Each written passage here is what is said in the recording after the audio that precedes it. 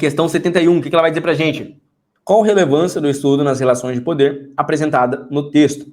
Páscoa Vieira nasceu em Mansageiro, no interior do atual território da Angola, em 1658, filha de cativos, sendo ela própria serva de uma senhora. Então ela não é uma mulher alforriada, né? Ela é uma mulher escravizada aqui, né? Ela não tem alforria, né? Se ela tem uma senhora, beleza. Domingas de Carvalho, que a batizou e realizou seu casamento com outro cativo, de mesma propriedade, nome Aleixo, em 1695, foi vendida a embarcação para Salvador. Anos mais tarde, estabeleceu relações conjugais com o cativo Pedro Ardas, motivo pelo qual, no ano de 1700, foi denunciada a Inquisição de Lisboa. Beleza. Texto 2. Páscoa possui várias culturas, né? Então, Páscoa é a mulher, ó. Páscoa Vieira é o nome dela, né? Não é a data da Páscoa. Páscoa possui várias culturas, duas línguas, o quibundo e o português. Quibundo e português, a cultura africana de sua infância e juventude foi pouco evocada no processo. Em contrapartida, demonstrou um conhecimento aprofundado do catolicismo romano. Então, olha só, ela estudou o catolicismo, inclusive seguiu o catolicismo. Por isso que ela foi julgada também pela Inquisição, né? Ela se casou novamente. Seu marido da Bahia vinha de outra África, diferente da sua, em um universo cultural e linguístico diverso. Ela morava em Salvador, mas seu destino foi decidido em Lisboa. Sede do tribunal que condenou e iria modificar o curso da sua vida, né? Então, apesar de ela ter ali sua cultura de origem africana, ela era convertida ao catolicismo e tinha um conhecimento profundo quanto a isso. Aí o texto, qual a relevância do estudo das relações de poder apresentado no texto? Letra A, expor o legado de uma líder. Aqui, cara, é um grande distrator, porque em nenhum momento do texto ela é dita como uma líder, tá? Como assim? Líder do quê? Tá? Você teria que se questionar. Líder do quê? Né? Do que ela é líder? Se ela é uma mulher que foi escravizada, do que ela é líder? Não estou entendendo. Como é que a gente vai concluir isso pelo texto, né? Vamos ver o resto. Confirmar a condição de liberta, ela não tinha alforria. Inclusive, ela tinha até uma senhora. Então tá errado, tá? Denunciar o caráter de uma pagã. Por que pagã?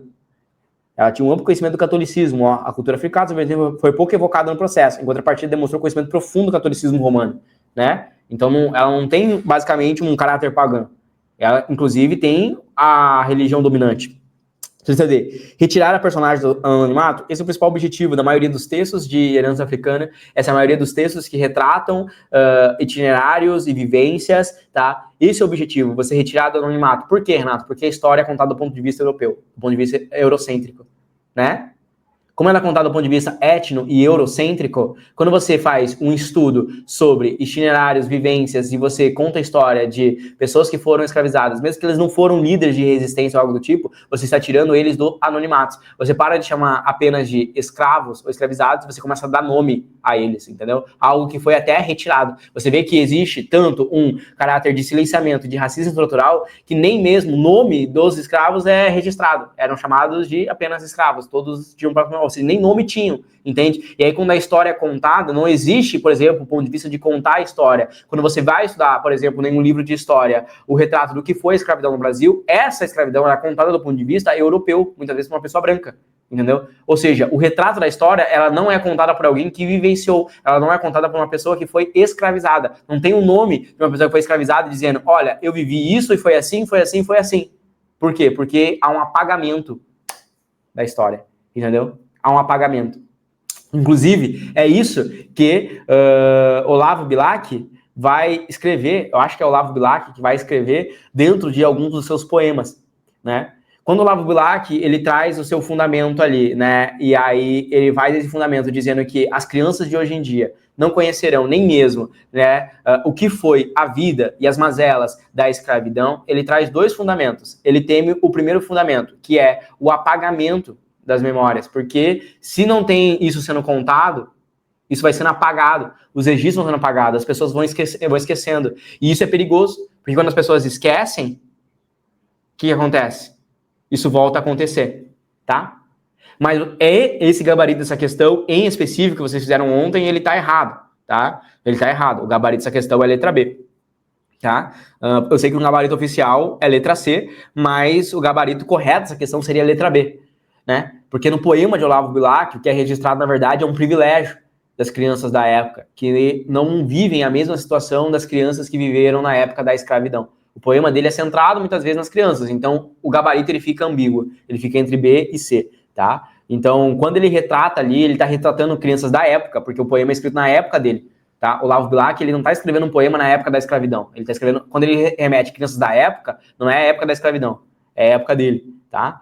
E aí, quando ele remete a isso, ele vai dizer que essas crianças são privilegiadas por não precisar viver, por não precisar se preocupar com isso, por poder brincar na rua sem pensar nisso. Isso é um privilégio, entendeu? E não precisar pensar nisso, né? Então, por isso que essa questão, ela tem dois gabaritos, né? O gabarito AB dela seria um dos gabaritos mais corretos, assim, né? Ali, né? Se tu duvida, tu pode depois até pesquisar, tu vai ver que tantos vários cursinhos, Ângulo, Objetivo, Elite, todos sustentaram o gabarito sendo letra B. Dessa questão aí, questionando, né, o INEP. Não foi mudado o gabarito, né? Não foi mudado, ele continuou C. Mas é uma questão que ficava assim, pô, a B e a C, tipo, a B tá meio correta, né? Então fica dois fundamentos, né? Para você entender também que nem sempre a prova está 100% correta, né? A gente pode questionar ela também, né? Vamos lá. Retirar a personagem do anonimato, então seria o objetivo da maioria dessas obras, né? A maioria dessas obras, pesquisas de tradição oral, querem tirar a invisibilidade, né? Ou não querem trazer para a visibilidade, né? A história, né? Desse povo que foi aí silenciado, né? E apagado ao longo da história, né? Apresentar a inclusão de povos conquistados, né? Não quer apresentar a inclusão de povos conquistados, né? O objetivo não é esse, né? Até essa alternativa fica meio estranha, né? Vamos incluir o povo que foi conquistado, né? Ali tá falando muito mais de um povo que foi dizimado, né? Um quesito de quebrar a dignidade humana, né? Não é apenas incluir, né? Mas realmente fazer eles aparecerem. Porque incluir seria, não, a história deles estão ali, mas não tão tanto de visibilidade. Na verdade, ela nem é contada. Então a gente precisa realmente tirar do anonimato, porque nem é contado. Pela primeira vez está sendo contado e mostrado, entendeu?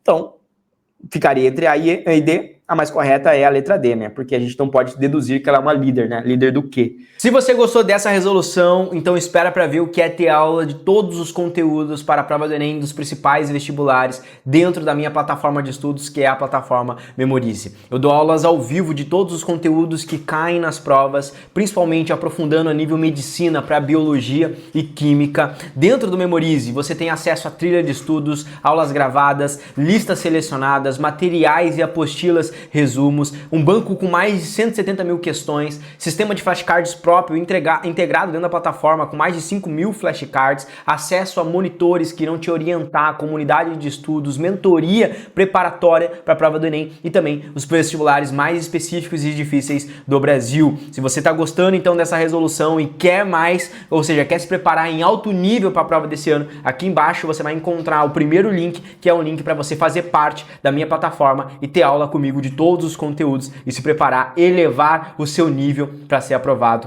ainda esse ano. Clica aqui embaixo e vem fazer parte da maior e melhor plataforma de preparação para Enem e vestibulares do Brasil. Um grande abraço e eu te vejo lá dentro.